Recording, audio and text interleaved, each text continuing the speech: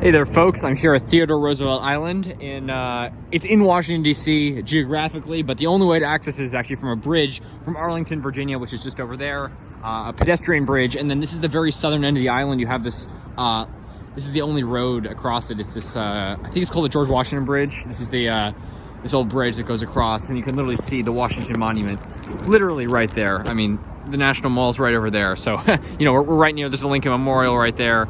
You know, this is like right in the heart of the DC. It's like one of those wild places. This and Rock Creek Park are like the two wild places in DC. And it's super cool. It's a real wilderness here. There's quite a few invasive species. Unfortunately, kudzu, English ivy, I wouldn't say they're rampant. They're actually not, there's surprisingly not that much of it here, but you'll see it throughout the island. And look at this. Look at how, look at all those bald cypress trees. Is that gorgeous or what? That is just so cool looking. I love that. So, folks, I am here, and I just wanted to sort of show you what I'm doing here.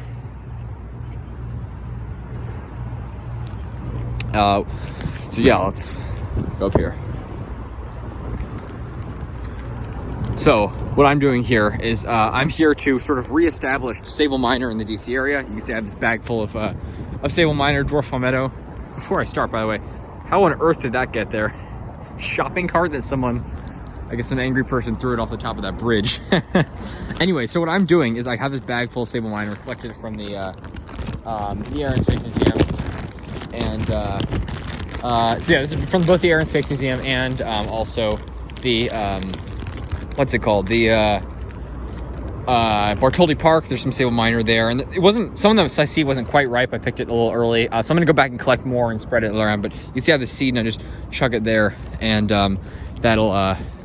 that'll get it naturalized. So yeah, this is the little thing that I've been very interested to see. Sort of, you know, I've wanted this for a while, but finally I actually got around to it. And this is, I'm going to talk a little bit about why here. This is one of the spots that I've been wanting to do it. You know, it's a very accessible spot. You know, this is like a very great marsh ecosystem. There's also like, there's like an area called the Upland Trail. There's almost like a little bit of a hill in the island, so it's got some good diverse terrain. And yeah, it's just, I mean, this is great wetland. This is like exactly where Sabal minor are native to. And by the way, yeah, for those that'll say, oh, Sabal minor, for a second there, by the way, that really looked like a Sabal minor, but that's, no, it's not. That really looks like a Sabal minor. But you know, for those that want to say, oh, you're taking a non-native species and you're spreading a non-native species and it'll become invasive, it definitely won't, and here's why.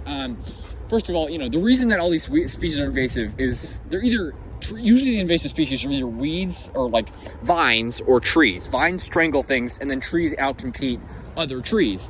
And the reason they're invasive is because they're native often to very far away places, to Asia or Europe, with completely different ecosystems, which you know, either they'll have other competitors that keep the populations in check, which you won't have here, and that's how they become invasive, is because, you know, it outcompetes native plants, whereas in Europe or Asia, wherever it's native to, the native plants help keep the populations in check, or animals keep the populations in check, all sorts of reasons. And Sabal minor, I mean, not only is it native, like basically 3 hours away from here, Virginia, North Carolina state border south, but two things. It used to be native here. So it was native here before the last ice age, when the forests were pretty similar to here. Bald cypress also used to be native here. And the Park Service actually, I don't know if these were planted or naturalized. These look very old to be naturalized. I'm guessing a lot of these were probably planted, but absolutely gorgeous trees.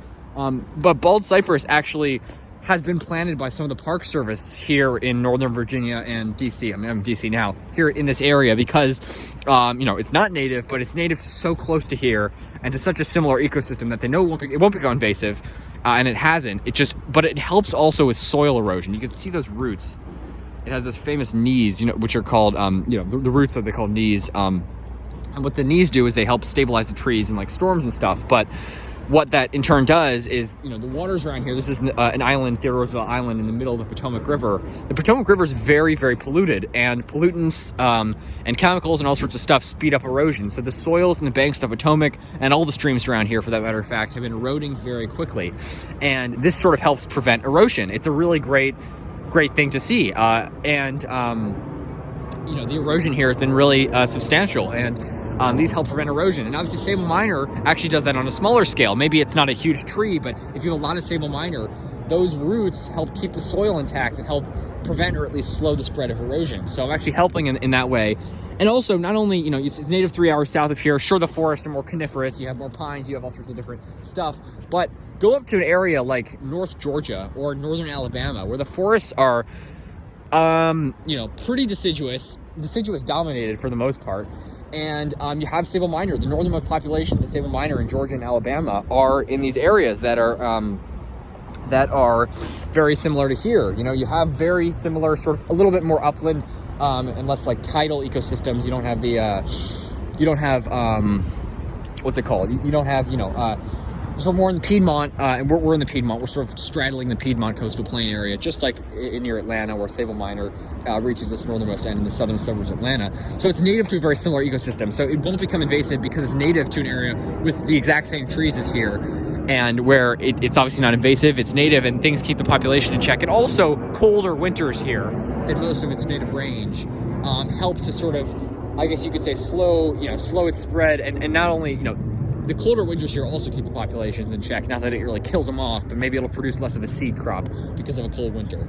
So that's sort of all the reasons. And now I'll stop talking about reasons and start actually doing it. So I've been hiking around the island, and I will continue to do so. I've already spread a lot, hundreds probably of seeds. And what you do is take handfuls and you chuck them into the woods, into the marsh. This is the area that I wanted to scatter most of my seed, is this marsh area here, because this is like where they're native to. It's a perfect ecosystem. I've spread some in sort of more upland hillsides of the island where they'll also naturalize, certainly, but this is sort of ideal. That sort of fringes of the island, and this is like the great swamp here of the island. It is such a cool place. Come to Theodore Roosevelt Island if you're in the DC area. Beautiful sycamore trees, as you can see here, with that gorgeous white bark. Sort of hard to see in the setting sun, and just gorgeous bold cypress trees. I mean, look at that. How can you not love that? Just absolutely gorgeous. And yeah, so let me stop there for a second and yeah, take the seed and you chuck it over there, and you take some seed, just grab handfuls of it. Here, let me get a good handful there and throw it over there. All right, I think you guys get the point, but that's sort of what I'm doing, and I didn't realize how quickly my seed would run out. I've scattered so much, but yeah, just wanted to sort of the helicopter over there. Wanted to sort of, you know, my goal is to reestablish Sabal minor in the DC area, and yeah, let's see if that actually happens. I mean, I'm sure they'll stay here. I'm sure they'll germinate. So I think there's a good chance that we'll have a Sabal minor colony here one day, and I'm really hopeful. And I think that'd be really awesome. So yeah, it's the Kennedy Center right there. Gorgeous bald cypress trees here. I mean, it's just so cool. This is such a cool ecosystem. I mean, the bald cypress here are incredible. I love bald cypress trees. It's just gorgeous. Gorgeous trees. All right, thanks for watching, folks. Stay tuned for more videos. Take care. All right, have a good one, folks.